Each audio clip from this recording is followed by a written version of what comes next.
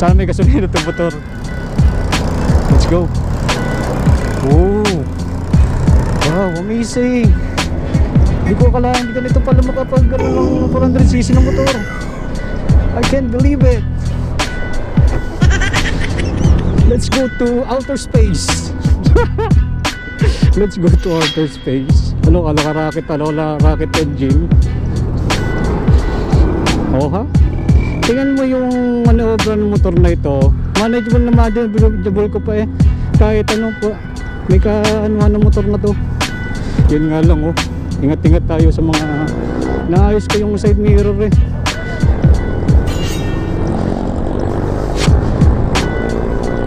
Grabe. Para akong ano eh, nag-jet ski. What? Tayin natin yung hazard light. Naka-hazard. Yan. Kasi baka sabihin eh, pwede sa mga singitan din eh oh.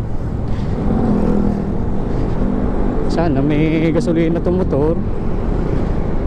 May plaka kaya itong motor? Kasi tinetest ride ko lang naman eh. Bah, ito ganito pala bro. Grabe. Ganito pala 400cc ng motor oh. Inaano ko eh. Tingnan mo. Grabe, amazing experience. Hindi ko akalain na makakasakay tayo ng ganito sa ganitong ano, klaseng motor.